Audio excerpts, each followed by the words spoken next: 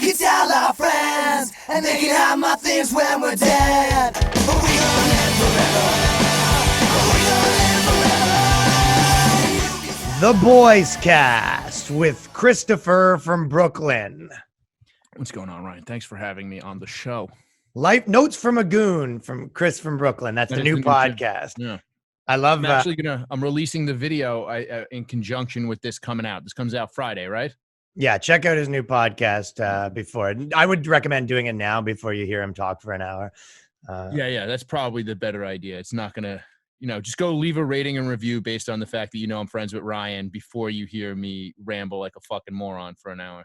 Dude, I still it makes me laugh, like the Chris from Brooklyn thing, because Chris is like this like thug fucking goon that grew up like Brooklyn when it was fucking Brooklyn. And now it's like Brooklyn. You might as well be like Chris from drama class. Like, yeah, essentially it is it's disconcerting. Yeah, Earlier today, I was wearing a Cincinnati Reds hat around the corner from my house, and a dude was like, "You better be from Cincinnati," like a black dude with a Reds hat on who was clearly blood. Like, "You need to be careful with that hat. I see you just came from the gym, but we out here." And I was like, "Oh, all right. I guess New York is back, baby." You're like the guy that got a fucking like a Green Day tattoo before, and then that was before they came out with 21 Guns. Yeah, and now you're Brooklyn Chris. And you said that you could tell the guy was from Bloods. So he was also wearing a Cincinnati Reds hat, and that's definitely like a blood thing from back in the day. I was like, this is a fellow 40-year-old man. I'm like, "Sir, are we really gonna do this? You're smoking a blunt outside. You're an adult. Like, yes. Can we?" It was the daytime. It was 2 p.m. I was like, "What are we doing?" So Christopher is a podcaster, comedian, all that sort of stuff, but most importantly, thug goon. So do you know people that were from the Bloods or the Crips growing up? Yeah, drug dealer. Am I correct to say you're a drug dealer? No. Why would you say that? That's incorrect, Ryan. A lot of people listen to this show. So you weren't a drug dealer, but you as a kid, yeah. You might have been a drug dealer as a kid, yeah. Okay, so let's do like the test. Like, have you been to jail? I've been to jail, not prison. Okay, see, the fact that was a trick question, the fact that you said the difference, that's what you would say. Okay. Yeah. I've never been to prison, no. But you've been to jail, what for? I mean, dumb shit. I broke the door off a 7-Eleven while I was drunk when I was like 17. Once was like a large possession charge. I mean, did fighting, dumb shit like that. What's the worst fight you've ever been in? I didn't get arrested for any of the worst fights I've ever been in, but just like stomping bitches with your friends that are in the Bloods. No, I did. It was just literally you just show up for things. We've talked about this before. I'm not like super into fighting, but I will show up if my friends are doing something stupid. Was that a contentious for you and your gang that you didn't want to fight? I was not in a gang. I actually turned down membership. It was like a weird thing. Like I literally like just got, when you're 14, those kids aren't in the Bloods. And then when you're 15, all of a sudden they are. And you're just like, "Oh, you're going to go fight a guy, right?" But like, we're still like little kids essentially. So I'll just come with you. And I remember these kids, we were in the Fort Greene projects and they were doing like blood calls and all these like older. What are blood calls? They were like doing like, when now they do like, it was like brat, like that whole shit, throwing up like gang signs, like, and like dudes would like come out. That? Yeah, like that. That's the blood call? Because I thought it was like an old school ska thing. I believe they changed it since. This is back in like 1998. Okay. So I don't know anything about the Bloods past 1999, 2000. So but and I remember they were there and it was like 3 kids. It was like me, this Russian kid, and this little Puerto Rican, and all these black kids. And they were like, these older dudes were like, "We got to like blood these dudes in if they're ready to bang for your nation." And I was like, "No, thank you." Like me and the other white kid were like, "No, thank you. We are here in case somebody's jumping you guys, but we don't need any parts of this." Yeah. Okay, we're going to go through a whole bunch of stuff, but first and foremost, we've got the celebrity gossip. And not normally we're not a celebrity gossip podcast, but there was a lot of stuff. There was Kanye, Chelsea, because I feel like we should comment on that. And did you watch Kanye on Joe Rogan? I didn't watch the whole thing. I did see Chelsea Handler offering to blow people to get them to vote Democrat. Yeah, dude. Also, she said that to 50 Cent. She was like, "Oh, fucking, I'll let 50 Cent have another spin at me." And it was like, "You're a 60-year-old woman." Yeah, you're an old lady. Dude, this guy's having sex with like models, probably. You're like an old bag. Yeah, like he's like a jacked up millionaire. Like he really doesn't need your rapper millionaire. I don't think you realize like how this works, where you have significantly less value to a guy who's already established famous than a rapper coming up trying to get famous. Well, you know what? TV show. Yeah, but you know what drove me nuts about and this is why I brought it up, because like I feel like everyone's, has their take on the whole Chelsea Handler basically saying, I talked a bit about it last weekend, but the thing that drives me nuts about like what she said, which was, the tax rate should be 63% and just you shouldn't let your pocketbook. It's like, it's the same thing these people do in comedy where you go, okay, you've made a ton of money and now you're probably on the downswing of your career. So you made that money at the 50% tax rate. Yes. It's like very easy to say when you have a bunch of money and that you've made at it. And then you're like, well, everyone now that's trying to get rich should have to pay more money. It's like, well, are you going to back pay all the money on that taxes? It's like, I bet she's not advocating for a 63% capital gains tax, I'm sure. Exactly. It 100%. So I say it's the exact same thing these people all do. It's like they'd make the thing they get there with the old rules. The same with the dirty comedy. You see all the comics they see like, oh, you shouldn't do dirty stuff, but they got famous that way. I just felt like there's nothing that drives me crazier than like really rich people that are advocating for like higher taxes. And you go, well, yeah, because you have your money post-tax now. It's all tax free. Yeah. So it's like, you understand. If you make over 400,000 a year, right? That's what it is. Yeah. Yeah, that first year I make 400,000 a year. I'd really like to keep that 400,000. That first couple of years, 100%. And the 20th time when you're kind of like, whatever, maybe I'll work less, but who cares? I got all my money. But anyways, that's what I thought about her. And then on the same topic, there was Chris Pratt, and he basically came out and like he didn't like come out, but he was like he's like low-key, like a Trump guy, and he's like religious or whatever. And then they always say they go, this guy is about hate groups, and the hate groups are just a church. Which I always, they go, hate group, you look into it, you go, it's a church. But then basically all these actors come out and they go, no, Chris Pratt's actually like a great guy. And they stand up for him, which is like, he hates the gays, but whatever. Yeah. I mean, again, that's great, right? That's another positive about him. But then he says these things and you go, okay, so your friends are allowed to like Trump? Like, so it's okay for you to have religious friends? Like, you know what I mean? These Hollywood people, they go, no, Chris Pratt's actually good. It's like, yeah, now extend that to like everyone, every normal person. Yeah. They go, why don't you denounce this guy? It's like, why don't you denounce Chris Pratt if you have to denounce everyone? It's like, well, my friends can be like that, which everyone's friends should be able to be whatever they want. But it's like, if you're gonna have those morals and tell people you had this person on your podcast, that's wrong. You had this, and then like, oh, when it's your friend, it's fine. So that's another hypocrisy of the week. Oh, I mean, the Chris Pratt thing. I just don't even, he's just like, are we just not allowed to hire Christian actors?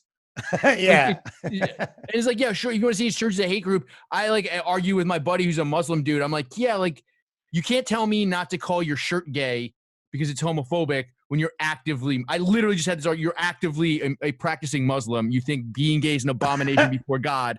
If you wear a pink shirt, it's not nearly as homophobic as me calling your pink shirt gay. Yeah, exactly. They got it right. And then now and then we won't admit it.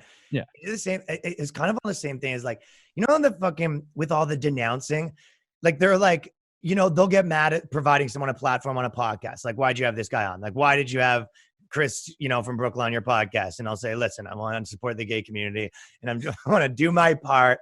But then they'll get mad at it. But then they'll have them on the news. CNN would have Trump on or whoever it was. They'd have these people on. It's like, why do you get to do it? And they go, well, because we're, the mainstream, we're allowed to do it. So that stuff just like drives me fucking nuts. Yeah, didn't you talk about CNN having Richard Spencer on a bunch? Didn't you just do something about it? I think they only had him on once or twice, but they have like all those type of guys on. But Vice was the ones that would have them on the most. Like they love the white supremacists. And that, if anything, the truth is, like, if you were trying to say who's making a bigger difference for that, it's like if you bring a guy like that on, the boogeyman of white supremacists, where people think of like, KKK guys, right?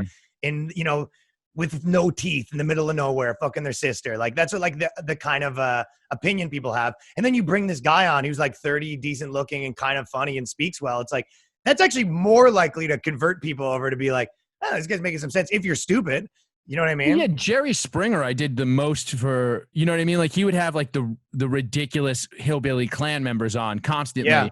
And I think that did the most for detracting from anybody wanting to be associated with that. You know what I mean? Yeah. Like Richard Spencer's like, I yeah, I know. just want a white ethno state with a bunch of hot blonde chicks and they're all going to suck my cock. Like, Yeah, he's sending at least his message is a little more like modern. Whereas where fucking Howard Stern, yeah, he was the best too, because like that same thing where it's like he's kind of come out and he's a little like woke now or whatever, and it was like you literally had the Grand Wizard on often, and it was super funny. That's why the Sacha Baron Cohen thing was.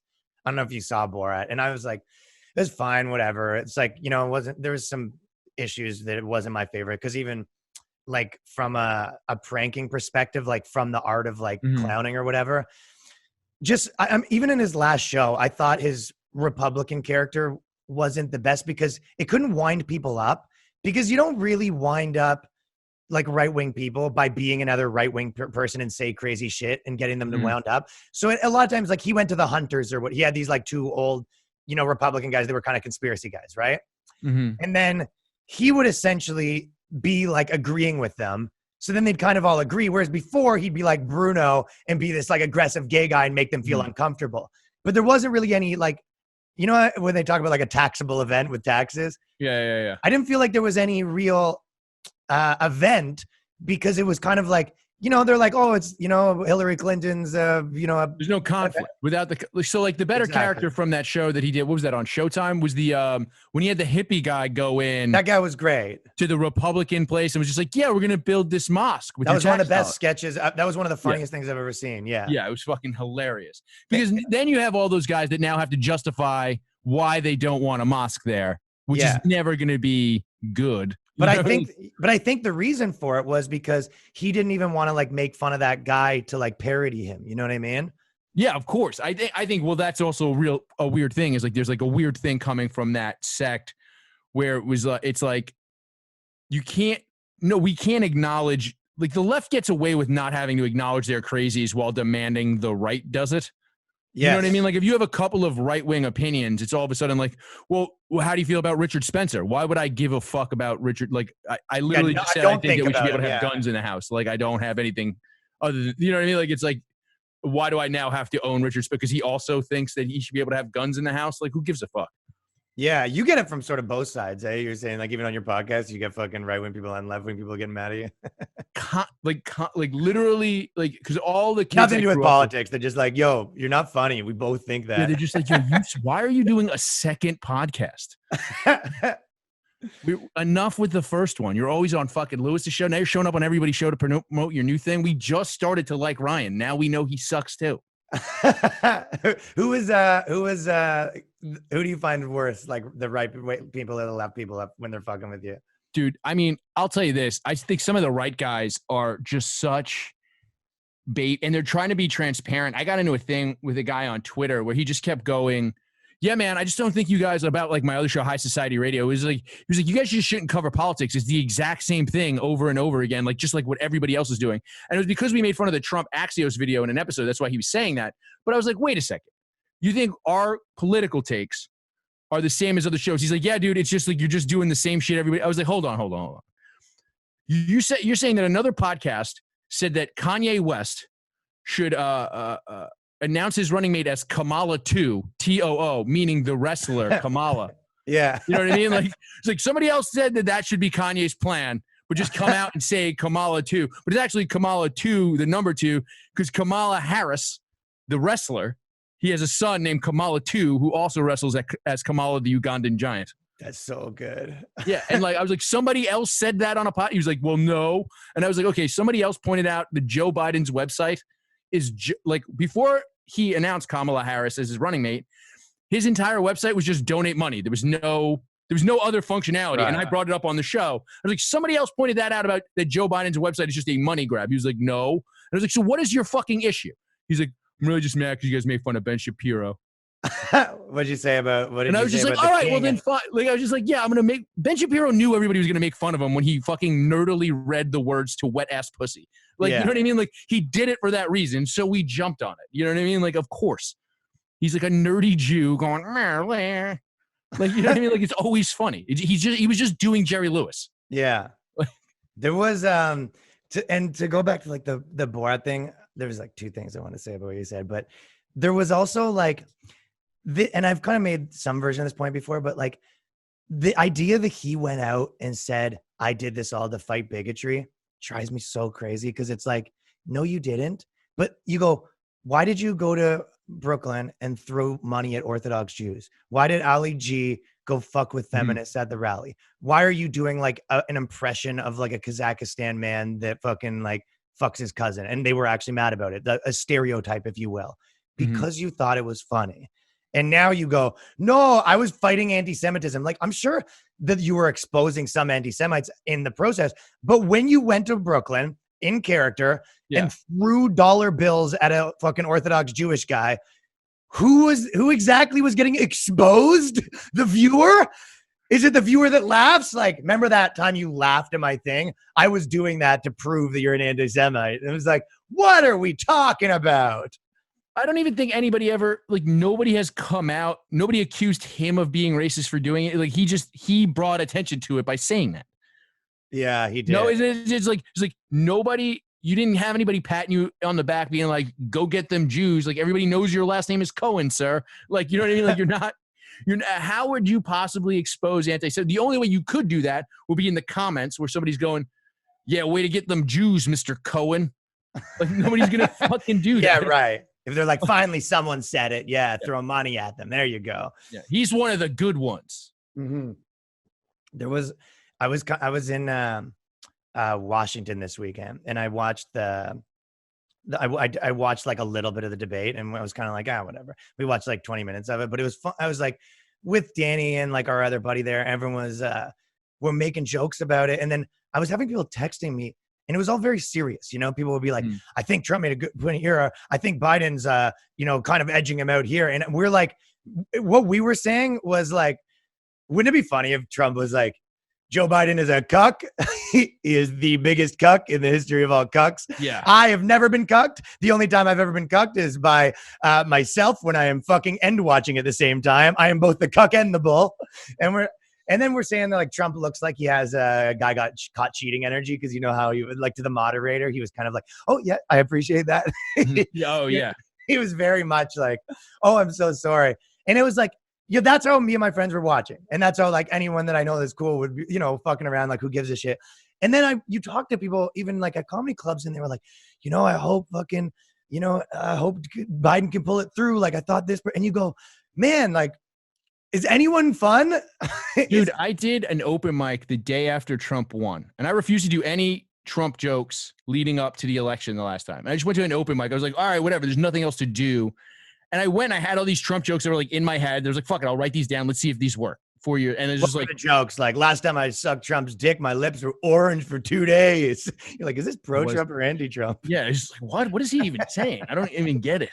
No, but it's just like whatever. It was like a couple of like just like ideas. I think it was something about the first thing he said he was going to do was something about he wanted to make the Triple G Canelo Alvarez fight happen, and he like said that like immediately. He said that right before he got elected. He's like, I'll make sure once I'm the president, I'll make sure we get Triple G versus Canelo. And I was like, this is, first of all, as a boxing fan, now I have to vote for him. Second of all, it does establish to his base, because he's really just talking about forcing immigrants to fight each other for resources. You know what I mean? So it was like shit like that. And I was just like, and like, whatever, just like throwaway shit that I was just testing out. And people just were like, just sat there looking at me. I was like, you guys know that he's the president now. Like, we got 4 years of this. Like, he's like, they're like, yeah, I think we're just not ready to laugh yet. I'm like, why are you here?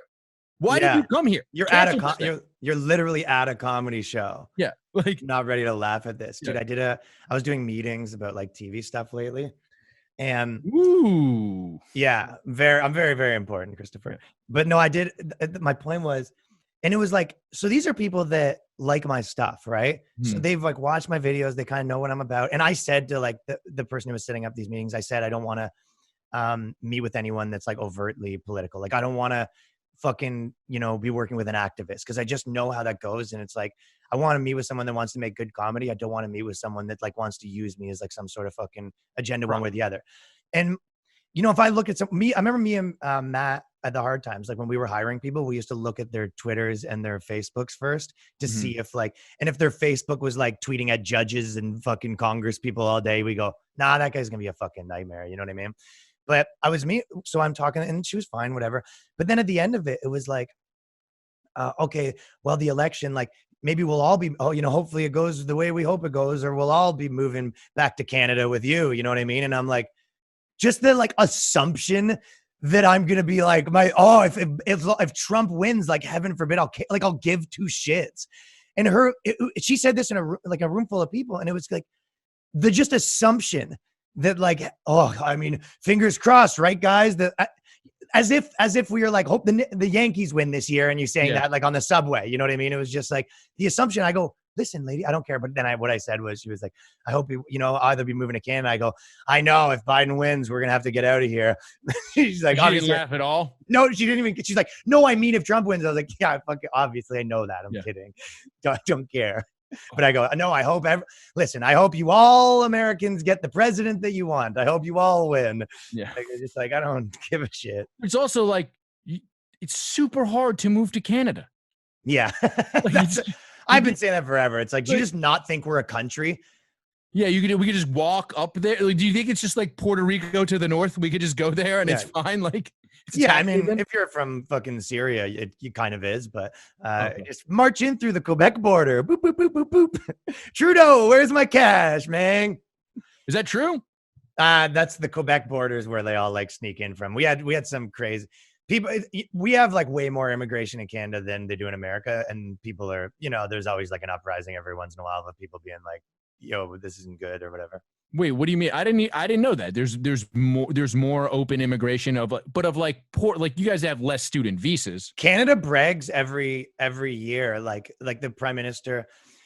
I was just talking about this too. Okay, American has like 4th of July and Pride and this America Pride. Mm-hmm. Like Canada is basically appropriated. Like the woke stuff is appropriated our Pride even. So an American, like, which I thought was a funny point someone said, but it's like, think about this. Like if someone wears an American flag, it means that they support Trump. Basically, you'd be like, oh, what are you, a Trump guy? And it was like, yeah, which is insane. Imagine being like, you're running for president of the country. And it's kind of like, what do you have, an American flag? It's like, aren't you trying to be the president? Yeah. Like, isn't your guy, like, isn't that the country? But in Canada, the 4th of July, essentially our, Canada Day basically is like, we celebrate how diverse we are and we celebrate how much immigrants we take in. And it's kind of like, it's funny because it is this, it's like almost this like left-wing pride thing in a lot of ways, because all of the whole rhetoric, like all the speeches are just like, we're so proud of how diverse we are and whatever. We're so proud that the women can vote now and all that kind of stuff. But Canada still has more white people percentage-wise than America, no?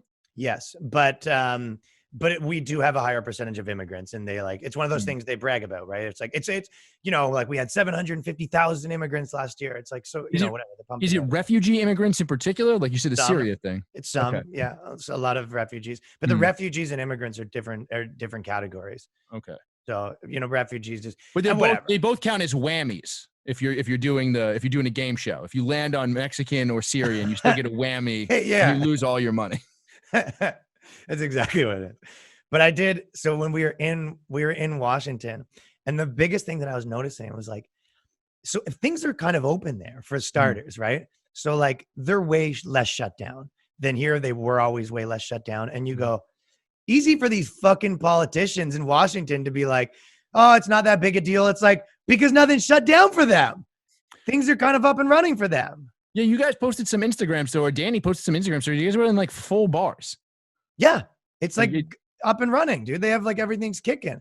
But that being said, one thing they did have was like everything is boarded up because of like the riots were so bad in Washington. Like you walk down, Starbucks boarded up, like, and then they have Black Lives Matter on everything, but basically it's a "Don't loot us" sign. Yeah. So everywhere you go, it's like, please leave us. What's a majority black city? Is it DC is still a majority black city? I think. I have no idea. Is that true? Yeah, you never like they said that back in the day. Like the mayor of DC, even before Rob Ford got caught smoking crack. Marion Barry was a black guy who's a mayor of DC, got caught smoking crack and got reelected. And they were just like, the populace just wasn't gonna vote out a black guy for a white lady. You know what I mean? Like a Democrat black guy or this white Republican lady, I think was running. It was when I was a kid, so I only like vaguely remember that the mayor of Washington, D.C., the capital of the country, got caught smoking crack and then got reelected. He was the OG crack smoking mayor. Was that? did Jerry Springer get caught smoking crack, or was he just paying? Because he was the mayor of Cincinnati. Yeah, I remember. So he got caught. I know he bounced a check to a hooker. Did he get caught with crack as well? Dude, I have no idea. But Something about governing a city that just makes you need crack. We were talking, there was like a bunch of these army dudes there, and it was like, because Washington, it's got all these people that work, everyone's involved in government in some form or other, whether they're like a blogger or a journalist, like everyone you meet is that. And there was these army dudes there, and it was like such a wild life, dude. And they were kind of going through the thing of like, army guys really hated Obama because his wife tried to take away all their lunches. So it was all really? Oh yeah, because she tried to make them healthy. Yeah, she tried to make them healthy, but then they botched it. So basically they had like their cafeteria, and they got rid of the chips, the vending machines, all that stuff. And they were like, you can have vegetables, but they like infrastructurally couldn't handle the amount of vegetables. So they would get all these like rotten vegetables. So they're like, no Doritos. And they would send all this like rotten celery. And these hysterical. Yeah, these guys were like, wow, the army dudes have such an interesting life, because I don't know any army guys. And I have this idea of like, why would even the guy was telling me, he's like, so what we do is wake up at 5 a.m. and they would put us in the pool, and we'd have to swim there with weights, and they would come yell at us and dump water on us. And you were like, why would you do that? Like, yeah, voluntarily? Would you really just, for what? Who would do this? Like it. And then, some of the jobs that these guys had, like one of the guys' jobs was, he was essentially kind of lower. And what they do is they'll be in, I don't know, Saudi Arabia or, one of those places. And to go weed out the like terrorists or whatever, they would be like in Humvees, and they would do like a little brigade through the city, and then wait for like snipers and fucking terrorists to shoot them. And then they'd be like, okay, we know where they are. So they're essentially like bait. And they had to do geometry while getting shot at in a Humvee. You know what I mean? They had to like call the protractor and be like, he's over there. That's what it is. And then they weigh in, and they're like, okay, we found them. How'd you find them? 2 of us are dead. That's how. Yeah. And he says, it's kind of like, that's why a lot of times they kind of are looking for like sociopaths now, because those guys come back, and if they're just like a normal guy, they come back and they're like messed up. So there's this guy, he's like a strip club bouncer. And basically I was asking him questions, because this guy was kind of wild, right? And he was like, Trump's the best, and they need to get us into more army. He's like mad that they pulled them out of places. Like, he loves. Trump pulled them out of places. Trump pulled them out of a few places, and he's not happy about that. But Obama pulled them out of more. Like he's like, the army should just be fighting nonstop. Like he was really in it or whatever. And then I was just kind of like talking to him or whatever. And then I can't remember, I said something along the lines of like, what was the craziest thing you saw or whatever? We're at a party, like 8 dudes there. And then he literally just stops and just walks, and he goes, I gotta go. And he walks out the door and never comes back. Like I triggered him. Oh shit. Danny comes over. He's like, what the fuck did you say to that guy? He just stormed out. Yeah, I had a dude once tell me, like, we were arguing about stuff. Like, he's an army dude. He was like a drunk, but like, he was like, this is like years later. And he there was one thing, he's like, yeah, like the Iraq war was bullshit, but he's like, we should have been in Somalia. I was like, why? He's like, because when I was in Somalia, I turned a corner and I saw, he like described this pile of fucking bodies. And I was just like, I'm not going to argue that we shouldn't have been in Somalia after you've now told me that you saw a flaming pile of bodies in your life. Like, you know what I mean? Like, right. Yeah. Especially not with him. It's like afterwards all the argument. Dude, it was a terrifying man. That's the thing with these people. I was very like on ice with this guy too, because I was a little like, these guys could snap any moment. Dude, he like beats people up for a job. And I was kind of like, oh, do you like, is that suck? Do you have to like get in fights? And he was like, no, I love it. He's like, there's another dude there so here's something funny that was like making me laugh. So this guy had there was one of the dudes that had a girlfriend that does like OnlyFans and shit like that, right? Which is like a wild life, I don't know. Have you ever dated a chick that like does all that stuff? No. I mean, I've been around a few of my guys used to drive hookers when I was a kid. So I've been around a lot of those chicks in their like downtime, and they're all fucked up. Insane job. Insane people. Yeah. It's just a wild world. So he basically said that, so there's these, 8, 9 guys that all have like, 8 chicks that they all know, and they all kind of like have their like network of like OnlyFans hoes, right? Mm-hmm. And the ones that get big, then they hire someone to manage it. So there's this like guy that manages like 9 of their OnlyFans and messages all the dudes and stuff. So it's really? There's like a dude writing the personalized text messages for all of the chicks. That is correct. So these chicks have these huge followings and the dudes pay the extra premium service to fucking chat with them and whatever. It just goes to show that women really can't do the nuts and bolts of this running a business. Like, you know what I mean? Like, it's as much as we want more female entrepreneurs, if you can't fucking write the ooh daddy to your fucking $7 a month OnlyFans people, like, it's really just cut and paste the names. It's like those letters you get after you donate to a candidate. You know what I mean? It's just like they just white out one name and put your name in. It's just like, yeah, it's a stamp. Like, let's go. Move this along.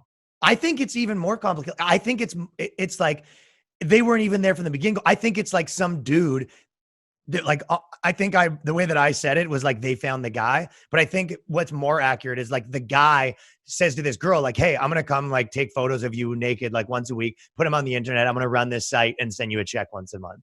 Like, you know what I mean? Oh, and so they're just like straight up, like, that's just like, that's the old hooker pimp model. It's the old hooker pimp model. Like, I think in this scenario, the guy, they seem to be getting like a pretty good chunk of change. Like, he's probably taking 20%. It's more like agent fees or whatever, but like legitimately they're not involved. Like, they probably don't even know the fucking password. So, and I've seen it before where I'm like, you know, I don't subscribe to any of that stuff, but I have seen where it's like some chick you went to university with or something has like OnlyFans. You're like, I can take a peep at that. Oh yeah. I remember there was a girl I went to high school with who, like, 2 years afterwards, somebody was like, hey, this girl's on this website. It was like called like brooklynhookers.com. Oh. And it was just like a video. And she was not somebody I would have had sex with. You know what I mean? But I was like, I'll totally watch her blow a stranger. You know what I mean? Like, it was, and I probably also jerked off to it because it's like, well, I know her. She's doing something fucking gross. Let's go. Yeah, that's exactly what it is. You're just like, hey, this is funny. There was like I've talked about this. I may have told you about this at some point, but there was like a fat chick when I used to live in Bensonhurst, like right across the way from me. This fat chick would like, she was gross, but like I would bone up every time she would like walk around. She would like walk around naked, and I would like, or like in her bra and panties, and just because I wasn't supposed to be seeing it, just bone up a little bit. I would just fluff up. I'd be like, and like literally would not let her, like, there was no way, like, if that girl was like, hey, can I come up and blow you? I'd be like, probably not. No, that's probably not a good idea. No. You know what the funniest part about this guy was, so like he was breaking up with her, and because you know, before he was kind of like, yo, it's sick. Like, he was kind of flossing like as if it was this like cool lifestyle, right? And then he was like, oh, we're breaking up. We're like, what? You kind of like, what's the problem? And he was like, just all the things you would think would be the problem. It's like, yeah, all of the reasons you would think that it sucks dating a girl like that, those. It's dude, like, yeah. So the guys I knew that used to drive girls, like the girls would just like, so like basically a couple of my buddies were doing this job as I was taking care of my dad when he had cancer. So nobody wanted to hang out in my house because my dad had cancer and it was depressing. But all the guys who had to sit around with hookers all night would just come smoke blunts in my basement because they were like, well, we're waiting for calls. You know what I mean? So like, and so like you meet these girls and like most of them, their boyfriends didn't know they were hooking. They thought they were just stripping for bachelor parties. One girl, the weirdest one I heard was her boyfriend. She was a little white girl dating a big black dude. And he was just like, I don't care if you fuck other dudes, but don't let me find out you're fucking other black dudes because that's the end of our relationship. And I was just like, what a strange line to draw.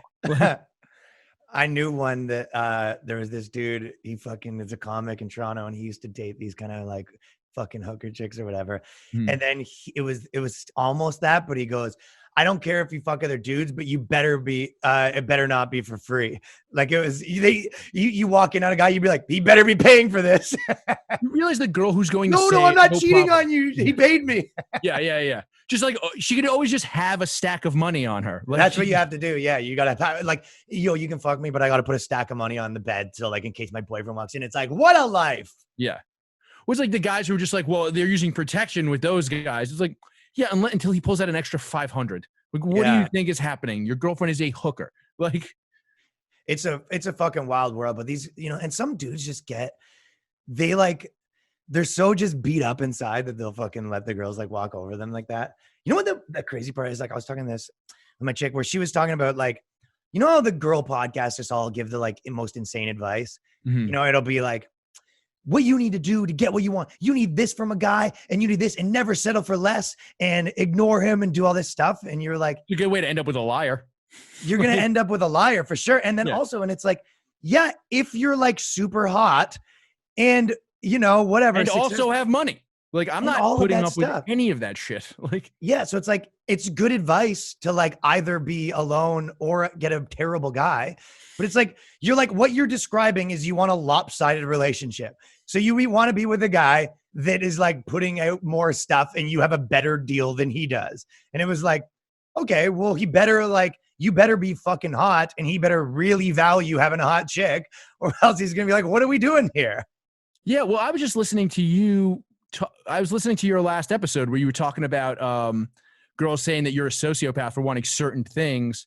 It just made me think about, like, when me and my girl were broken up for a while, we got back together, and I was just kind of like, you go on a tear? Yeah, come on. Yeah, like a little bit. We're going to edit this out. So many right? dudes. Yeah. Dude, that's all. I mean, dudes don't count as cheating. It's fine.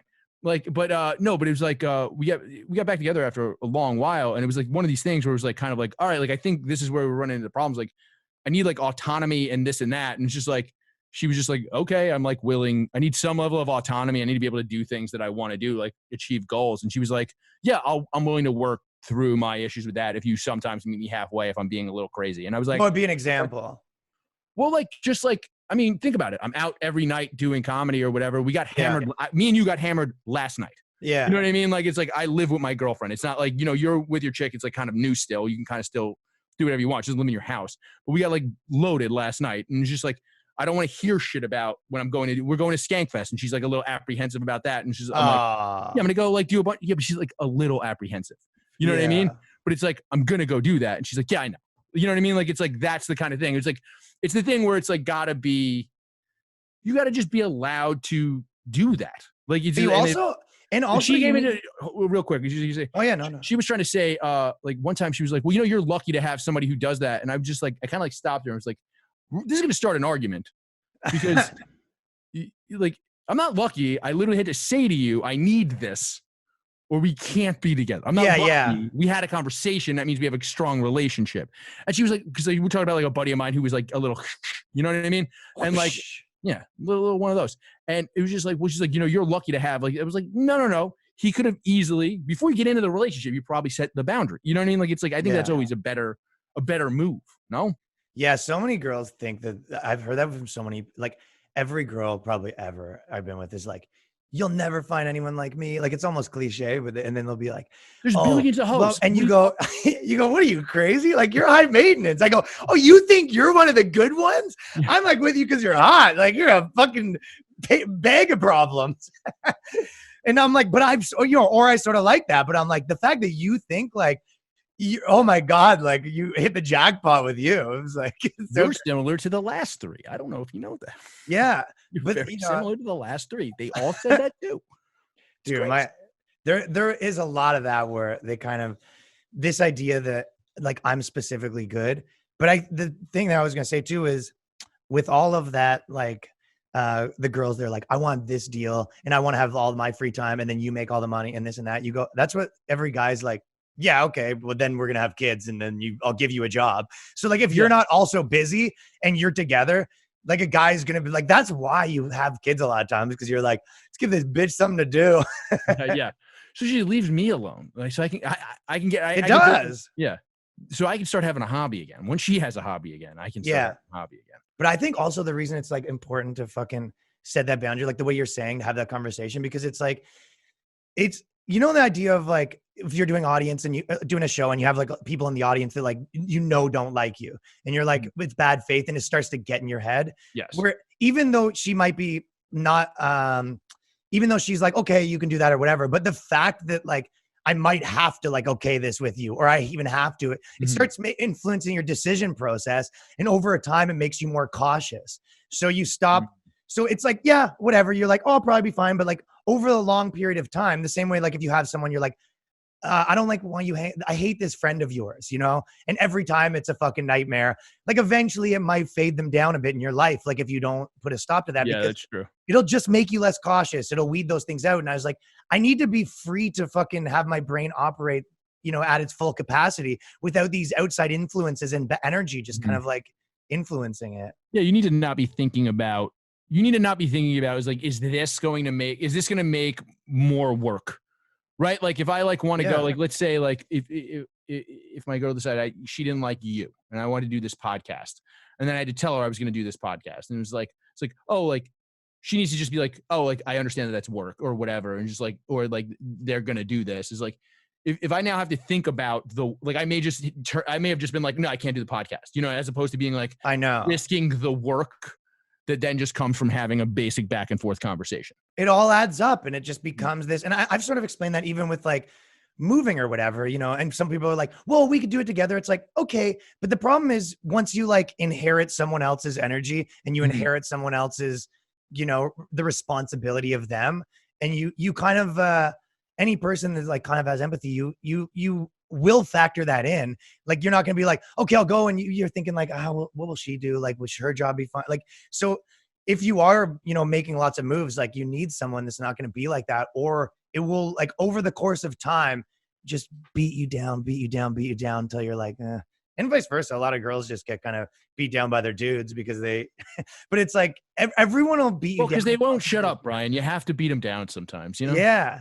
Everyone will get beat down as much as they'll accept it though. Like there's a lot of girls that will beat down the guy, and eventually it always tells them to take a stand. Like it always says to guys, like, it's the same to girls. They go, you need to take a stand, which is the girl being like, I've had it up to here and I'm not having this anymore. And it was that point, but it's like, the truth is, if you are the type of person that gets like bullied around or pushed around, the answer isn't to take a stand. The answer is to like be with someone that doesn't take advantage of people. Like if you're like a bitch, find like if you're a bitch at work, find a boss that isn't the type of guy that like walks all over people. Find someone that's nice to be with, and find someone that is like kind of caring, because otherwise they'll take advantage of you, and your stand once a month of being like, you just aren't compatible. Whereas like, even someone maybe more like me or you, if I was with a chick that like tried those things, you'd nip it in the bed, like out of the gate. Like my ex would be like, do this and this. You go, yeah, we're not going to be doing any of this stuff anymore. And she's kind of like, all right, I tried. I remember my ex, laugh, like literally just laugh. Like you laugh. Yeah. Shut up. Dude, Chris, my fucking ex last, like 3 years ago for Christmas, I go, tell me what you want for Christmas. She sends me a link to a $7,000 purse. And I just call her. I go, what the fuck? Get the fuck out of here. And she goes, all right, it's worth a try. She's like, worth a try. And I was like, yeah, man, maybe that's worked in the past. You're like, here's what I want. And then this guy goes, he grumbles about it, but he's like, whatever. But she's like, nah, why can't hell her go for trying. My chick sent me, there was a designer. She liked the bags. Those bags that look like thank you bags. Yeah. So she was just like, she sent me the white Python one. And I was like, you're out of your fucking mind. And I just got her, but like, it was like a good way to like, she knew I was going to say that to her. I was like, you're out of your fucking mind. You crazy? But then like, now I know she likes those. So I got the like $150. I got the $200 one. You know what I mean? Yeah. Like, and I still remember that you like these. You like, meet at the 10% line. Yeah, that's yeah. Like the OnlyFans guy. You were a little bitched around when it came to COVID though, because I remember when this first started, we were going to meet up and you're like, I can't because I can't go out in public because then I'm going to come home and I get a talking to. That's not, but here you keep saying that. This is the third podcast you've said this on. Oh yeah. You definitely not what happened at all. I had like legitimately very sick relatives that I was not trying to take any. Yo, my relatives are sick too. What does that have to do with anything? Yeah, but they're not like dying sick. You know what I mean? Yeah. Like, no, I just mean like go sick. Yeah, they're fucking pretty sick dudes. I mean, I heard about the whole Maple Leaf scam thing, Yeah. But so, okay. So you were saying that like you were going to have to go around these dying relatives and that was the all right. I didn't interpret it that way. Now I would just, because now you can I got a test in an hour yesterday because of fucking Capital Wrestling. Yeah. Like, so now it would be like that would not even be an issue. I could just go to City MD and get a test before I go somewhere. You know what I mean? Yeah. You know what's funny? Like with all this fucking, cause like the way you grew up in the hood or whatever, it's like, what does your fucking gangster friends think of like modern feminism and stuff like that? Like, oh, I don't even like, yeah, even like guys like that, it's not even on there. Like the really like Goonie dudes, but even like the guys I grew up who were just like regular New York guys are just kind of like, shut the fuck. Like they're just like kind of, it's like not even, I've like said this before, is like you can get any group of like, as long as you get any kind of like vaguely Goonie dudes, even if they're trying to be woke because they're now in their 30s or 40s and they work office jobs or whatever it is, you just get them drunk and you go, but let's all be honest, like women are nonsense, right? Like, you know what I mean? Like it's like you can kind of do that at the right moment and always get a laugh from a group of men because they're just like, they all just remember what they had to deal with that week. You know what I mean? Like, and it's not even like women are just different, but you can kind of just be like, no matter how woke you are, if you catch a dude at the right moment, you can just go, yeah, like, but we can all agree. You can be like talking about real serious social issues and then just stop and go, but we can all agree women are nonsense, right? Yeah, right. Just like, yeah, like, yeah, of course. Yeah. Yeah, we can all agree that the problem are women and Jews, right? And everyone goes, yeah. There was, with like, because we've talked about this before, like on that topic, but like you kind of grew up where I did, like the way I did, where it was like very multicultural and all that stuff, which just makes it like extra funny when it's all a bunch of white people talking about, you know, championing diversity, but telling you like what friendship looks like, how races should interact. And you go, you don't have a real friend that isn't, you know, and it's like and it's that thing where they go, oh, you're bragging about having black friends or whatever. And you go, well, it is relevant. Like in this case, it is relevant. Like, what do you mean? Like, it's like such a weird. It's like I didn't just make these black friends; I kept them like for 25 fucking years. Like, it's like I never like. It's like they seem to not have detected the racism you have. And like, they don't do that with anything else. You don't go. No. You're talking about like fucking, you know, plumbers or whatever, and you go, well, I actually have 5 friends that are plumbers, and they go, oh wow, like bragging about plumber friends. You're like, I think it's relevant when we're talking about how to talk to your plumber. Yeah, exactly. It's like I was at a bar once and I was talking to this kid I know and it's like not somebody I'm tight with, but just somebody I know from the neighborhood, but we've had enough conversations and we're busting each other's balls. And this girl we did not know joined in the conversation. And she just all of a sudden goes, yeah, but like me and you shouldn't be making those jokes because we have privilege. And I just look at my boy who's like a black dude from the hood. And I just go, he's there. She said that in front of him. He said that in front of him. I was like, this bitch is really, I looked at him and I go, this bitch is really telling us how to fucking talk to each other. Like we haven't been friends for 15 fucking years. And he has like a tear running down his eye. And he's like, I'm just glad someone said it. Dude, we were also littering. He was part Cherokee, you know? Dude, that's so funny. Were you like, did you have to apologize to your friend? Like, I'm sorry, thug friends. My comedy friends are fucking it wasn't even a comedy. This was a random lady. Oh, it was random. Like this was a random. I was like at an after hours bar, and this kid I knew just happened to come in. I was talking to bartender. I started bullshitting with him, and then this girl joins our conversation because the kind of place is open at 5 a.m. Everybody's all fucked up. Right. She's probably coming in trying to just like talk to someone new because her friends left because they were like, "You're all fucked up. We're going home." You know what I mean? She comes in and gives you a list of how you can talk about, you know, yeah, like do. She's like, she joins in, like maybe makes a joke and then makes sure she lets us know that I have privilege and she has privilege. So we shouldn't be making these jokes in front of the kid I've known more than half of my life. You know what I mean? Like, it's just like, what are you fucking doing, lady? Do any of your fucking, do you have any goon friends that fucking got a bit woke? Oh, like, yeah. And it's funny to watch where you're like, what is this guy doing? Oh, I mean, it's very funny on Facebook to see people who were fucking legit criminals have like moved away and have like multiple children and are just kind of like, yeah, talking about like woke shit. And just like, I definitely have seen you fucking throw a bottle at someone's head. You know what I mean? Like, it's like, what are we doing here? Like, we're really going to act like we're above it all. Shut the fuck up. They're better now. You know what I was thinking of? So I have a theory that sort of, there's almost like 3 different ways that people look at every issue. And I think, because you sort of have this like street way of looking at things like this, you know, when they talk about like street smarts, which I feel like there's 3, this is what I think. People either look at things through like an academic political lens and everything's funneled through that, or a business lens, or a street lens. And I feel like you'd be more of a street lens. Like, for example, if you take like Kyle Rittenhouse or something like that, right? The political lens would be like, you know, or academic, you'd have a debate over like what side's right and which side's wrong, right? So you'd be like, if you're a right wing, you'd be one, or left wing, and everything kind of through that lens. The business lens, you'd be kind of looking at it more like, oh, you know, what we need to do, we should have more cops here. Like, why is it not like this? Like, why are we in a situation? Could this even happen? Like, but non-political, kind of like a little bit what Trump's rhetoric was, not right or left, but that. And then the street lens would be like, I don't care about your politics, but what are you, fucking getting a gun and going to a protest, you idiot? I literally, dude, the second episode of Notes of the Goon, I literally go, this motherfucker drove a half hour with a fucking gun like an asshole. Like, you weren't going there to maintain law and order.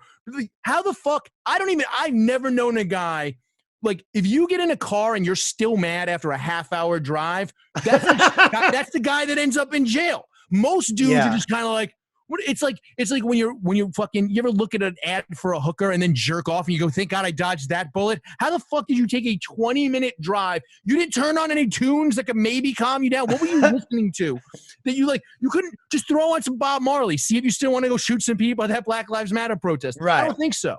And your point isn't about whether he's right or wrong or whatever. No, it was just he's an asshole for taking that drive. Yeah, I like, it's kind of like, I think I'm more, if I was to say out of those three, probably somewhere between the business and the like academic one.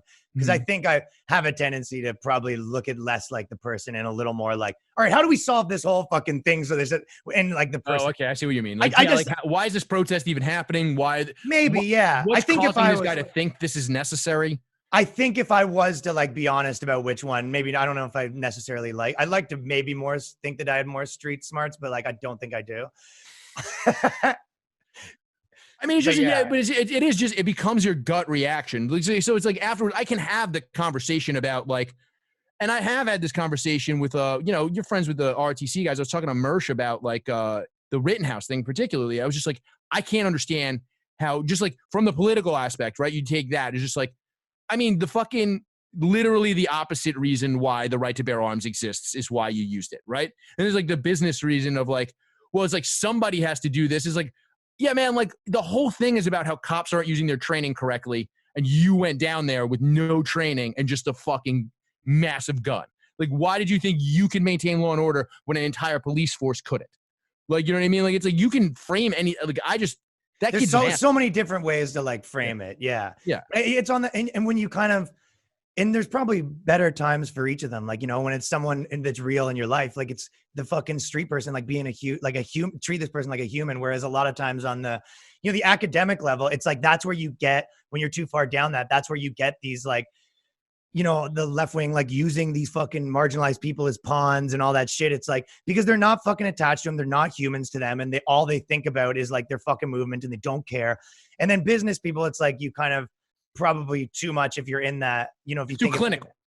It's a little too clinical too. And, it's like almost maybe sometimes too masculine where it's like, there's right or wrong, but there's like a way to fucking talk to human beings. It can't just always be like, what, I'm right, so I'm right. And you're like, okay, but I think one of the things that I was saying that is kind of interesting, like about women, it's because women they're the third way. The third way to think about it is like a chick. that's the third way. I think, I guess I think I think women tend to lean towards that political activist. The political activist. But one of the reasons why is because they think everyone thinks like them. Like, like men are a little more like, I kind of think one way, whereas women, they think everyone thinks like them. So they don't understand, okay. So for example, women are fine with kind of saying like, whiteness is bad or like toxic masculinity or like these kind of bold statements, but they're also, or defund the police, like these kind of things but then when you talk to them, it's always like, well, we don't really mean that. Like, obviously wouldn't actually want to like get rid of them. And you go, because they say, whereas like, the truth is extremism is actually logical because men actually take things to their logical conclusions. Whereas like they kind of, they start doing, then they get off on another thing. It's like, well, whatever, we can think all these things. But if a guy and you go, okay, if we do agree that masculinity is bad, well then obviously let's get rid of it. Like obviously, like it's like, is it bad? Well then let's obviously get rid of it. Or it's not bad. Like, so it's kind of, I think men, they think, well, we're not going to actually go kill everyone. If we agree that like Muslims are bad and they need to be they're the worst. And we agree with that as a society. It actually is logical to now go get rid of them. So some women like kind of have float these ideas around and men will take them to their logical conclusion, which is actually logical. If we agree that like, I don't know, you could think of a million things like, just anything that is a thing is wrong. Racism is wrong. We should probably murder racists, right? It's like, exactly. It's like, of course we should. It's kind of like that Louis C.K. I thought did a pretty good joke about that when it was like the abortion thing. It's like whatever you sort of sit on it. And it's like, this is what the girls can't see the side of it. It's like, if you do abortion is murdering babies, well then, you should definitely be outside of should definitely be outside of the abortion clinic protesting. If that's how you see it, you should definitely be out there.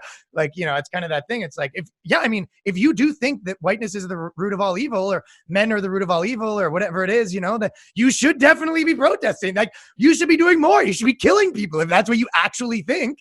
That's the logical conclusion. to bring it to what you were talking, weirdly talking about before, when you were like, who do you get into more shit with, the right and the left guys? Like, it's just like, so the left people, what they do is they create this, like, they create a nebulous thing, like toxic masculinity is bad, right? It's kind of like what I was trying to say to you and Colin Tyrrell yesterday about cigarettes.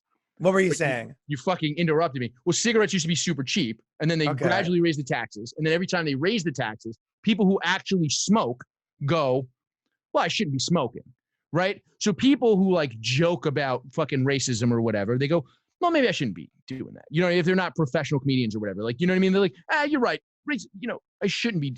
That speech is kind of bad. I just kind of like indulge it. And then, so what they do is they kind of like keep pushing it. And now that needle has moved. You know what I mean? Like, and that's what's kind of like weirdly more like when somebody says white supremacy, you go, oh, well, that's wrong.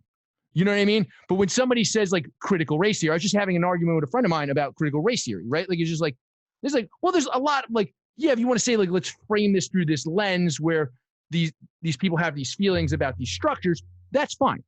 If you want to then say being on time is a structure of whiteness, it's like, well, that now to bring it back to the street shit is like when you're like a 90s, when I remember in the 90s, there was like this weird thing in pop culture where they were like, hey, if anybody tells like a black kid, like if a black kid tells another black kid stop acting white because they're going to school, that's a bad guy in some sort of yeah. You know what I mean? It's like course, so now they're just codifying that with academic language, and now it's okay as opposed to when a kid with his hat backwards snuffing a little kid or, you know, smacking the books out of a girl's hand. It's like, well, where are we here? Like, you know what I mean? Like, and that's like, you can kind of use all these things to balance each other out. But I think that's what they do with the academic language is they go, here's this umbrella, right? Right. So like the statement not being racist isn't enough. You have to be actively anti-racist, right? That's that guy, Ibram X. Kendi or whatever. Okay. And then like, it's like, no, that's a fine statement that you just made. Like, that's good. And then you realize it's like, oh, like he gets to decide who the racist is. Yeah. You know what I mean? Like he was on the news, literally, I sent it to Danny actually the other day. It was like, he was on the news being like, yeah, you know, when I got diagnosed with cancer, I didn't question the doctor's diagnosis. It's like, who the fuck qualified? What oath did you take about fucking racism, jerk off? Like you just happen to be a black guy who wrote a book about the humanities. Like, you know what I mean? Like, it's like, it's not even science. Like, yeah, the self-appointed like racism detector. Yeah. Boop, beep, beep, boop, boop, boop. Oh, we got one. Yeah. Yeah, you're right though. They use language to then like legitimize their bullshit fucking like nonsense. And then they refer to that nonsense. But you also have to keep pushing it, or what do you're not like, right? If your whole thing is like, you have to always actively be working to dismantle white supremacy, when are you done? Well, you're never done. But that's even more the thing. So even if you make incremental change that's positive, you then have to continue to make incremental change because you're not done. Because if you're not working towards it, right? Like, so even if you make positive incremental change, you'll eventually run out of positive change and have to start making negative change. That's the same thing. They're mad about capitalists with their fucking models of infinite growth. Remember that fucking little broad from fucking, where was she from? Sweden, that jerk off? No, what? You know what I'm talking about? Greta Thunberg. Oh yeah, the hot one. How dare you? Yeah, I jerked off. I jerk off to that video all the time. It's like revenge porn. You know what I mean? It's like bratty cis and femdom all in one. Dude, imagine she like, I don't know how old she is, but imagine she turned 18 and went full, like started the OnlyFans and just immediately. Yeah. She goes, OnlyFans, cover up Playboy. Like it was all a hoax. Just built up the following on her environmental shit. It's like, if you liked her environmental shit, you'll fucking love her full spread. Yeah. Yeah. Yeah. It turns out, she's really growing the bush out, you know? Enviro horrors or whatever. Yeah. But they're like, that was kind of if you look at like that, all the stuff that's happening with the censorship with like Twitter and Facebook and all this stuff, it all kind of boils down to like that stuff you're saying. Cause they don't, you know, they all have these biases, which we all do, but they don't like realize theirs. And that's the problem. Like the same way that, you know, back in the day, people, if they saw fucking, you know, or now, if you see someone of a certain race, you know, might have some of this thing and that's bad, but they don't realize they have it the other way. When you go to a chick, I'm like, if you heard that that someone said something like homophobic or whatever, right? And you saw it was like a white guy that looked like me. And then and the other one was, you saw it was, you know, like a Muslim with you know, the whole fucking dress outfit on, the whole thing. And you go, would you feel the exact same about that? It's like, no, you'd be more likely to give him the benefit of the doubt and rationalize it somehow. When you're talking about this, like a guy like you said something that was deemed homophobic versus a guy like me, we're both white dudes, right? Like I just like, or Yeah. like, you know, certain people like have a certain type of like, you Yeah, know, and like, everyone has biases, but Yeah. then they make, you know, programming on that. Then they make code on that, and they make rules for their website. And, you know, that's where you get the fucking Biden story and this. And it's like everyone with fucking eyes can be like, yeah, obviously you wouldn't have done this if it was bad about Trump. It's just like so obvious. But they don't even see it like that because they're so entrenched in their own biases that well, they of course. can't I mean, even look, see well, it. hold on. Like, look at the fucking, yeah, if you just look at the election, and I've been having like a weird like thought about it, it's like, well, your main argument against Trump is, I mean, unless this is a referendum on COVID, right? Your main argument against Trump has always been he's a racist, right? Yeah. And then My argument's been he's sexy as fuck. yeah, right. I'm like, I don't want to vote for a guy that's hotter than me. Yeah, it's true. No, but like, so now you've put two candidates, you know, fucking Joe Biden wrote mandatory minimums into the crime bill, and fucking Kamala Harris is she's a prosecutor who put people in jail for non-violent drug crimes. It's like, well, what's more racist, the 4 years of Donald Trump or the last 30 years of the criminal justice system in the United States? Like, what liberal is going to agree that the criminal justice system is not racist? Yeah. You know what I mean? Like, clearly it is. All those jacked up black dudes are in there. You know what I mean? I've seen a lot of fucking like rappers and black people like lately come out and be like, because it's kind of like, you know, we were arguing about this and you didn't necessarily agree with me with the Saturday Night Live thing. Mhm. But the problem is like, you know, all those places, they are all fucking followers. Like I've watched, you know, the amount of people that like, you know, copied me for this and that, but the amount of people that were you know, the comedy you're doing is like a problem, or like you shouldn't be saying that. They watch it now and they're like starting to do that. You'll see them starting to like make fun of the concepts I'm making fun of. And they're The guys you came up with. The guys I you came started up with, but people, you know, that I wasn't even necessarily friends with, or, you know, the fucking CBC, you know, or like literal TV shows. Like that's what I was saying with the SNL thing. It's one thing to say that, you know, ideas aren't so important when people steal. And the problem with like accusing anyone of stealing, they look at it and they go, I don't know. And you go, there's just so much parts of it. It's like Dane Cook always said, he goes, they're stealing his essence, and everyone killed him on that. But it's like, it's one thing in art if you steal, you know, the type of joke, or that you steal maybe the cadence of this and that, or like the structure of something, or maybe you all kind of, I like the way that the guy kind of dresses or something, you know. But it's another thing to steal someone's like, you know, editing style, their structure, the topic, the timeliness of the topic, the perspective, and then also like the cadence, the amount that you care, the amount of empathy that's involved. It's like you're just stealing the whole package and like making a replica of it. And you always watch the industry do it 5 years ago. And it's like when people talk about appropriation, it's like the same thing. Why I didn't like when Machine Gun Kelly came out and he's like, oh, I'm doing this pop punk album. And I was like, you don't get the thing. You don't respect the thing. And it's like, you're making like a garbage version of that. And it's like, to me, I get why like people with rap, they didn't love, if you were a rap guy, you didn't love the idea that like you created this whole thing and then like a white guy comes along and kind of just like copies it and makes all the money. Like I do get that to some degree.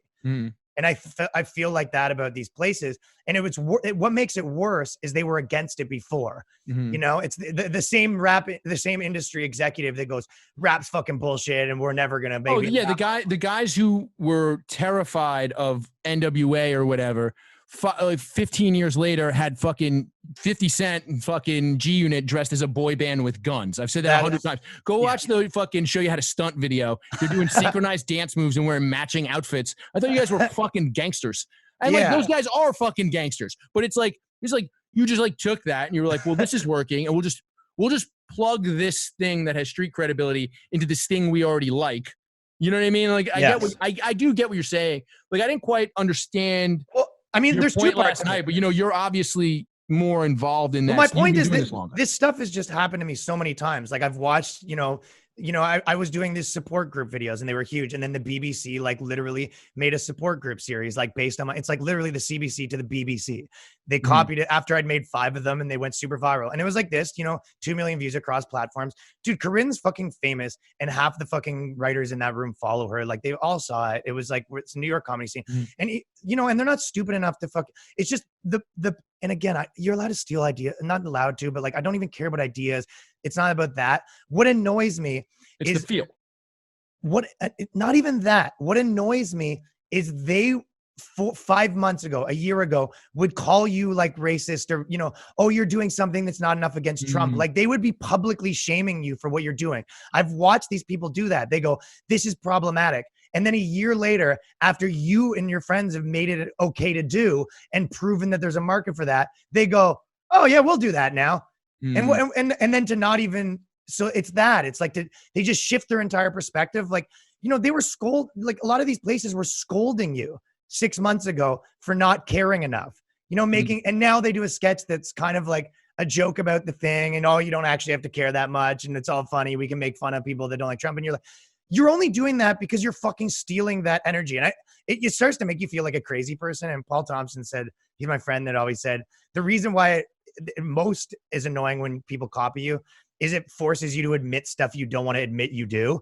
Like, you know what I mean? Even like imagine someone was copying the way you stand or the way that you like say a joke and then pretend to be like ashamed or awkward for a second. And you kind of like act coy. It's like having to explain that makes you feel like a fucking gay loser. So you're always on the wrong. It's never really the move to like stand up about it, but it's like, it's not my point isn't that like, oh, they're fucking thieves and it's so bad. My point is it's like, they're so cowardly that the industry so often will make fun of the thing. And then once it becomes popular, they'll try to steal it. And that combination is the thing that like makes me feel like they're just weasels. It's not the isolated stealing. It's the combination of being against it, then stealing it, not that short after. That makes complete sense. I didn't quite get what you were saying when we were talking about it yesterday, but yeah, it does.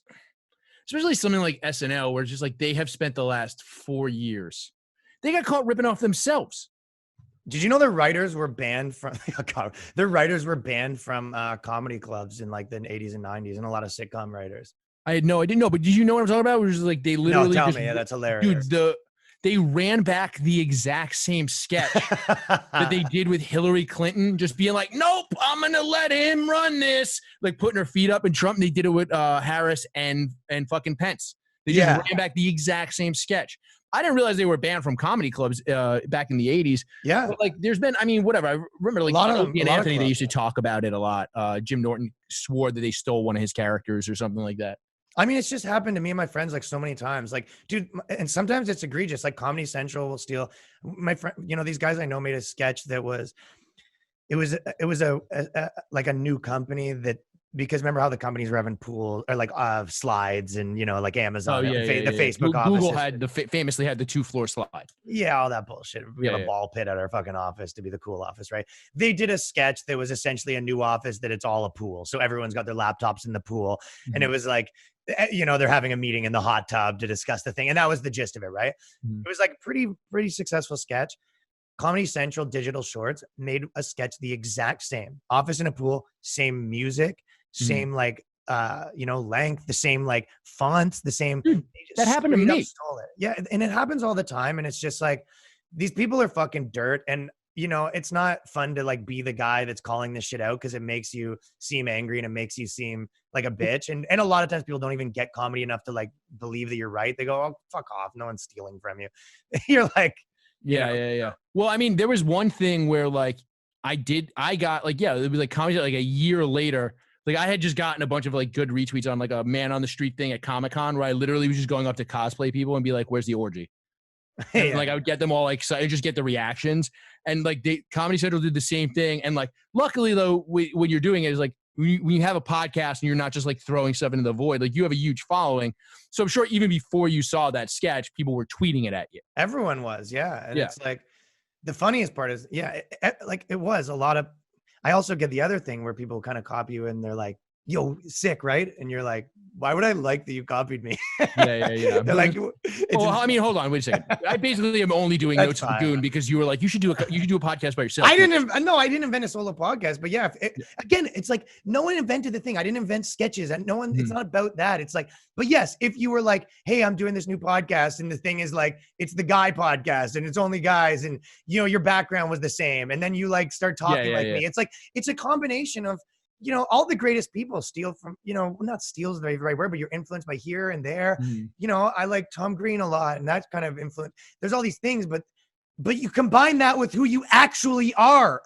Yeah. and what you actually like. Like you have a strong personality and you have things you like. Mhm. So it's a lot of these people in entertainment are so fucking hollow shells that, you know, they can't, it's not possible for them to sort of like steal one thing. They can't help themselves than to just like wear your skin. And it's not just me. You see it when Louis C.K. comes out. Then you have a generation of Louis C.K. clones. Like how many frat boy comics followed Dane Cook, where it was like you literally there was a, you know, you go to any comedy club and just like these frat dude comics telling stories about, you know, big Monopoly things, and you go, and then you get in these things where they go, well, Dane Cook, you know, you're stealing Dane Cook's Monopoly bit, and they're like, well, mine's different, and you go, you're a fucking frat dude yelling and screaming on stage about Monopoly, like doing the same mannerisms. Does it really matter? Like if it's different, it's like, you know what's going on here. Yeah, the punchline is slightly different. You know, and then you get into these conversations where you're, and that's why it's like the give him an inch, take a mile thing. It's like with everything where you kind of have like, this is why the Zuckerberg, the same with the censorship. Like recently, people like Zuckerberg, he came out and he was talking about the housing tax. So what happens with tax is they basically evaluate your house on what you bought it at. And even if it goes up a lot, you kind of don't really pay tax on that, right? Yeah. And he's kind of saying, well, that's like a flaw in the tax system, right? And this kind of isn't my point. I'm like paraphrasing a little bit, but essentially the idea of these people, they are sort of technically right, where they go, well, yeah, if you own a place that's worth $1 million, why shouldn't you be paying $1 million tax? But it's like, for one, it'll just fuck over 1 million people because it wasn't like that. So it's like, if you're a person that, you know, runs a business, it's like, hey, we're just going to quadruple your taxes. Like you're just going to, for a lot of people, that is as somebody, like, I know you own property that you rent out. I'm literally trying to buy a rental property. And if, you know, the margins aren't like sick, you know what I mean? Like, it's like, for where I'm looking, it's like, this is like, but a lot of like that gets made, like, you know, if you now double the tax, right? Because a lot of these properties are looking double. Some of these places were bought for $100,000 and now they're worth 2 million, you know? So it's not double, it's 20 times at like some bakery in a lot of cases or whatever, right? But again, and that wasn't even really the most important point. The point is that these people in their brain, they're like, but you like, it's not about this one. The problem is you're changing the rules in the middle of the game. Yes. And there's an entire system of trying to tax more everything. And they're full of labor unions and there's all these bureaucrats and they're trying to take as much money as you can. And it was like, even if they're right on this one, it doesn't matter. It's a war. You know, it's like there's this push to take more money and everything. And you're like, do you not have enough money? And you're like, well, this one doesn't make sense too. It's like, yeah, you can, it's like, but well, how about you give one how about what are the ones you're taxing where it kind of doesn't make sense to tax? Like there's we can find them the other way too. But the point is, well, Penn Jillette gave the best advice. Like when Obama was trying to do a sugar tax, and Penn Jillette just goes, it's like, why would you do a sugar tax? If you want to raise the price of high fructose corn syrup, eliminate the corn subsidy that the government's been giving the farmers. Exactly. Which has administration costs. Yeah. But it's even like this is like, I argue with people all the time about this is like, so like people talk about like universal healthcare in the United States, which, okay, we should be striving towards universal healthcare in the United States. Fine. I get your philosophical point. None of you have talked about how we have the most broken contract allocation system in the fucking Western world. And until we fix that, we cannot have the social programs you would like. But you don't want to fix that program. You can't sell. The Democratic base believes they can't. The Democratic Party believes they can't sell that to its base, because if you start talking about unsexy things like contract allocation, then you have to like open up like a lot of weird stuff where it's like, well, a lot of those laws are on the books to protect minority business owners. It's like, but maybe we could be tweaking them. Yeah, you know what I mean? Like maybe, but you don't want to open that up because now you are opening up racial debates. It's like, well, we're never going to get to socialized medicine, which is apparently you guys all want, until we fix contract allocation, which works way better in a monoculture that like literally any company worth their salt in this country could just go get work.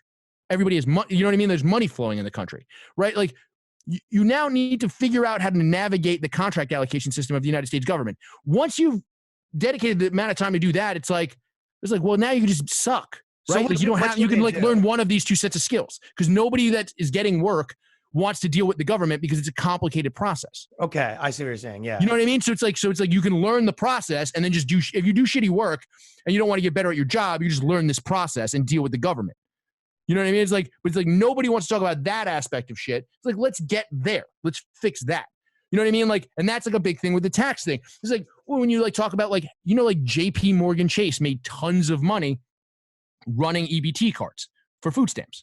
Millions and millions of dollars they made. It's like, I thought you guys, aren't you guys, it was like, why can't we just give poor people money, send them a check and be like, go buy food? How do like, they have to get involved in this? Yeah. yeah, like it's like, why do we have to give them special cards run by JP Morgan Chase? Like, why don't we just send poor people a check and be like, hey, hopefully you don't starve to death. Here you go. Here's a check.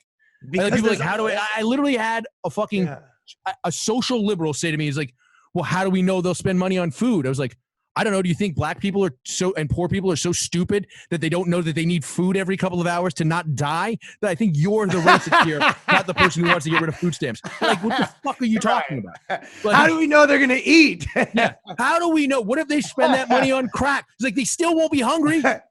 Yeah. Yeah, very true. So yeah, it's like, there's just whenever there's a problem, it's like they've just created these entire bureaucracies that steal all the money and it never gets solved, right? So it's like, imagine you had like a girlfriend that was mad or whatever, and she's always coming in and being like, you have this debate where she's like trying to tell your life what to do nonstop, and you're kind of in a war of like what you talked about earlier, like pushing back against it. And then it was kind of like, well, why are you leaving your books on the table? And it's like, well, do you think they should be there? And you go, this is more complicated. And then you bring courts in to decide whether the books should be on the table. And you're like, that's not what's going on here. We're having a fucking like war as like a country and as like an ideological, you know, what this should be and what these rules should be and what the whole thing is. So then to fucking have courts about the individual thing is missing the point. It was like, no, this is a card that I hold that I don't want to give up until I get something for it because we're at a negotiating table. Yeah. That's kind of like what I think a lot of these people miss. Yeah, the housing thing. The amount of people that would get fucked over if they pass tomorrow. So, but you can see why. So for Zuckerberg, he's kind of like, well, this doesn't make sense, and we should do that. It's like, why should someone have $1 million property and pay? And you're like, yes, if you do think of that like isolated in a tiny little bubble as one thing, and that's the only thing we're talking about, you kind of do have a point. But we're in a much more complicated system. You know what I mean? There's 300 million variables. Yeah, you know I mean, like, exactly. You're talking about, you know, imagine being like in a war and talking about like, you know, what shoes the people should wear and be like, okay, well, I don't think they're in the right shoes, but you're like, well, they're in the forest of Afghanistan right now. So you're like, we're talking about they shouldn't have the right shoes, maybe, but like the ramifications of like us driving a fucking helicopter and dropping off shoes and replacing the old ones. It was like, you might be right that they shouldn't be wearing those shoes, but it's not really the conversation we're having. Yeah, the Doc Martens in the desert probably aren't the best, but you know, what are you gonna do, dude? So let's wrap up with talking about the Kanye thing because I just like there was a few things you didn't listen to it though. No, I haven't checked it out yet. I'll give you the heads up. So basically, if you didn't think he's running for president, you're kind of like, oh, this is an interesting like zany artist. It's kind of interesting to hear him go off. Once you think he's running for president, you're like, I am listening to a crazy person. Like in the context of, and he goes, he's religious, right? And he goes, God told me that I have to be the president. And it was like, just imagine being like your buddy gets into religion, like, you know, at fucking 40 or whatever.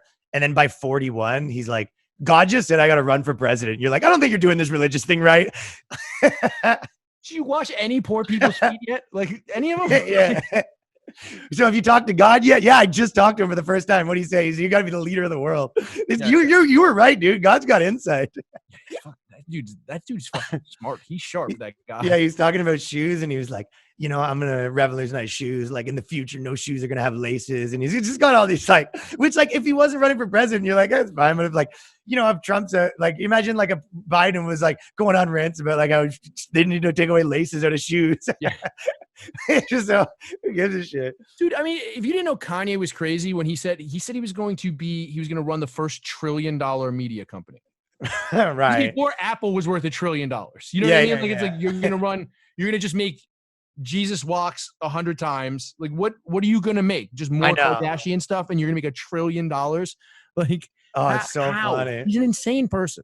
He got into like the conspiracy stuff. This was my favorite one that I want to say because this made me laugh so much. He was getting into conspiracy stuff, and he was talking about you know, stuff that probably to some degree is, you know, who knows? I like the conspiracy stuff as much as the next guy, but he's like, you know, what happens with like black guys like me, the government, like, you know, they make you disappear. Like they killed Bob Marley and they killed, like he named off a couple others. That was like, you know, there was some conspiracy stuff there. Like, I don't know if the government gave him cancer. Like, who knows what fucking, who know? I'll never say never, you know, maybe. But then he goes, like, when I was there, I was in the hospital and I posted a photo and immediately, because of some information, I immediately get a call from the my people in my camp, the people at the hospital. They need me to take down that photo.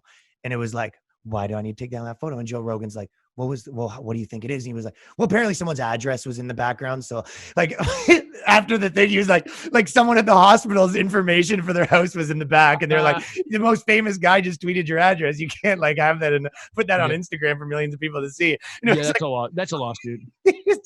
There's no conspiracy. It was like, no, you can't tweet someone's address, Kanye West. You're too famous for that. They're going to fucking all go to this guy's house or whatever. All the people that you pay to have push notifications on their phone of your tweets so they make sure you did something. You're like, you set that up. So, you know what I mean? Like, how did they know I tweeted it? They follow you. They literally are your employees. Like, what are you talking about? And he compared it to fucking Bob Marley being given cancer by the government. I don't know if that's exactly the same. Yeah. It's totally not. Fuck. But I think it was worth, I listened probably 2 hours of it. And I was like, as soon as the first 10 minutes, I go, all right, this guy is running for president. I don't know what's going on. And then I was like, no, he's not really running for president. This is like an artist. And then I was kind of like, yeah, I like him as an artist. You know what I mean? Well, I mean, it's like, yeah. I like my artist crazy. It feels like he's like a moneyed, you know who Vermin Supreme is? No, great name, Vermin. Vermin Supreme is like this old hippie who runs for president every 4 years. You know what I mean? Like he wears the boot on his, we had him on a podcast years ago. Okay. Or a couple years ago. But he fucking wears the boot on his head and shit. And like, he goes to like the libertarian debate and he had like one guy who's like a Christian conservative and he goes, well, this is fairy dust. And he sprinkles it on the guy's head and he goes, now you're gay.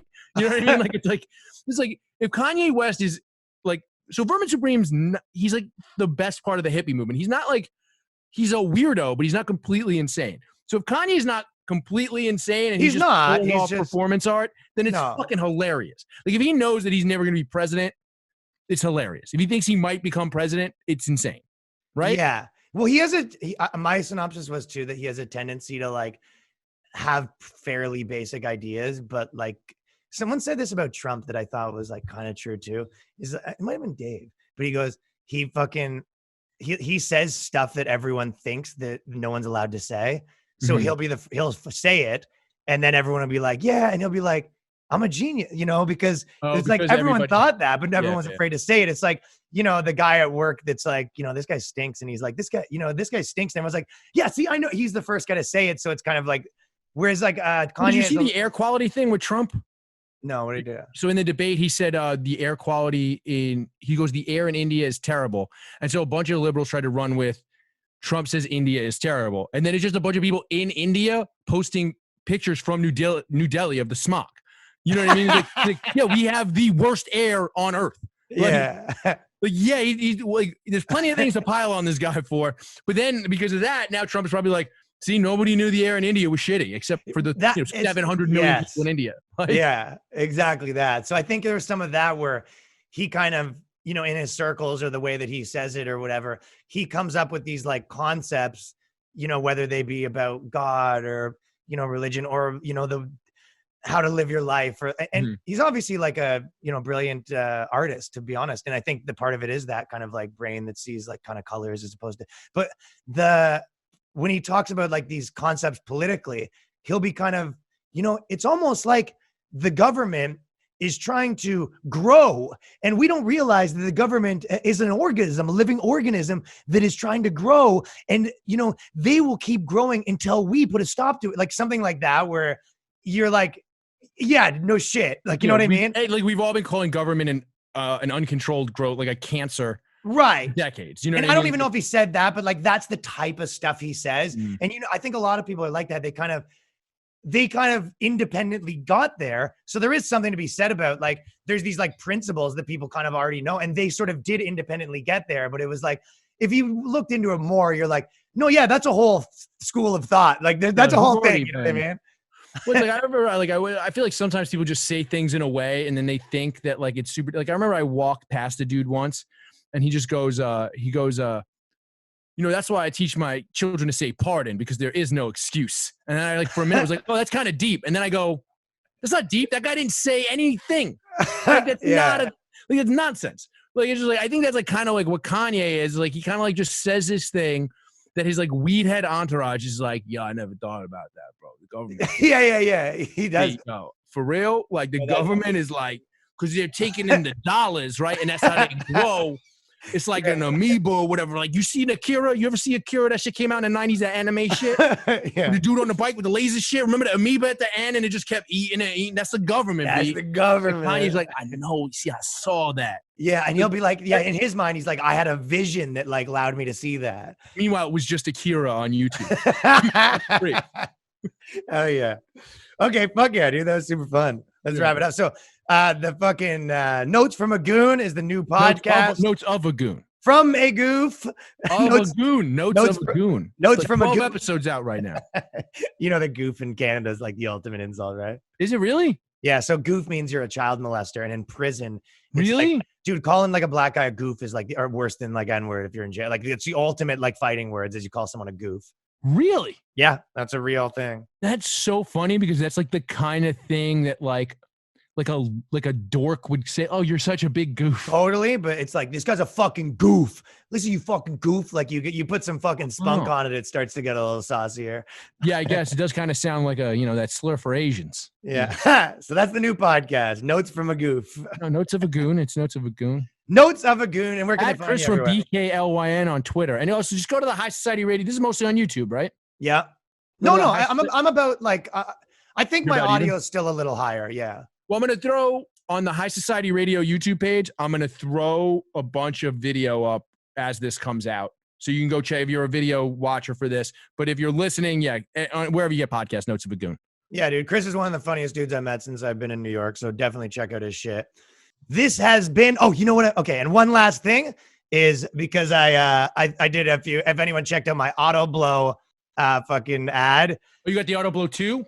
No, yeah, so I did the auto blow ad on my Facebook, and I wanted to say on this too, because it does help, and I might do like some more stuff with them. If you do want to go check out the site, autoblow.com/Ryan Long, promo code Long. And if you want to go, even if you just go to the site, check it out. And if you want to like, dude, it's a funny like gift to get someone or whatever. Dude, I'll like, tell you even this. if you want something for yourself, but we had it as a sponsor too. We had Auto Blow as a sponsor. The guy's cool, dude.